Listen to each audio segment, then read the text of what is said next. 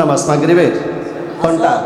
তো রাসূল বলেন যে ব্যক্তি এই দুই ওয়াক্ত নামাজ আদায় করবে সে কখনো লাই আলি জান্নারা, সে ব্যক্তি কখনো জাহান্নামে প্রবেশ করবে না। সুবহানাল্লাহ। قال رسول الله صلى الله عليه وسلم من صلى البردين دخل الجنة।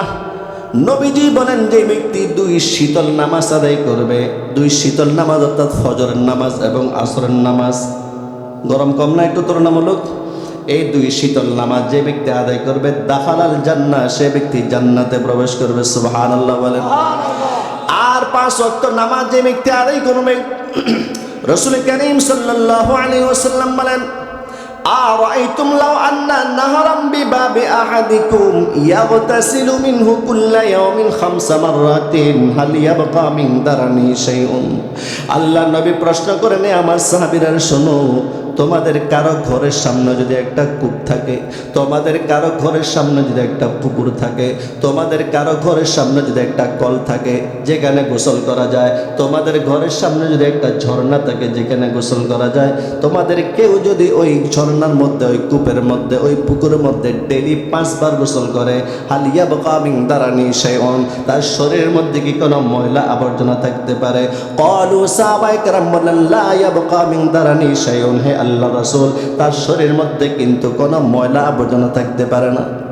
আপনার নবী, আমার নবী, বিশ্ব নবী মুহাম্মদ সাল্লাল্লাহু আলাইহি ওয়াসাল্লাম বলেন ফাকাযালিকা মাসালুস সালাওয়াতিল খামসি ইয়ামহুল্লাহু বিহিন্নাল খাতায়া। হে আমার সাহাবীরা শোনো, একটা পুকুরের মধ্যে যদি ডেলি 5 বার গোসল করে তার শরীরে যেমনি ভাবে কোনো ময়লা থাকতে পারে না, আমার কোন উম্মত যদি 5 ওয়াক্ত নামাজ আদায় করে আমার আল্লাহ খুশি হয়ে তার জীবনের সব গুনাহ মাফ করে দেয়।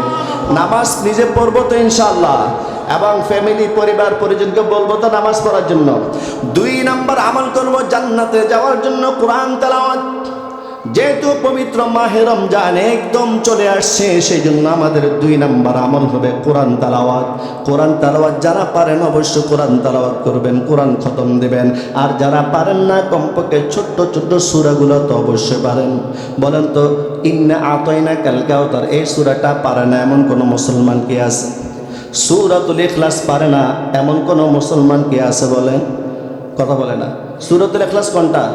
অনেকে চুপ করে রয়েছে। সবাই বলেন কুল হুয়াল্লাহু আহাদ আল্লাহুস সামাদ লাম ইয়ালিদ ওয়া লাম ইউলাদ ওয়া লাম ইয়াকুল লাহু কুফুয়ান আহাদ। এই সূরাটা পারেন না সবাই? একটু জোরে বলেন, সবাই পারেন কি পারেন না? এই সূরাটা তো বেশি বেশি পড়তে পারি, বেশি বেশি পড়তে পারি না? বলেন। মা বোনরা যখন রান্না বান্না করে তখন কিন্তু সূরাটা তেলাওয়াত করতে পারে। আমরা পুরুষরা যখন যে কোনো কাজ করি না কেন ছোট্ট একটা সূরা এটা কিন্তু তেলাওয়াত করতে পারি। বাজারে যাইতেছে হাঁটতে হাঁটতে তেলাওয়াত করতে পারি। এখন মসজিদে গেলাম, নামাজের সময় এখনো বাকি আছে, মনে মনে সূরাতুল ইখলাস বেশি বেশি পাঠ করতে পারি। পারি কি পারি না? বলেন। তিরমিজি শরীফের 2901 নম্বর হাদিস, রাসূল করিম সাল্লাল্লাহু আলাইহি ওয়াসাল্লামের জমানায় একজন আনসারী সাহাবী ছিল।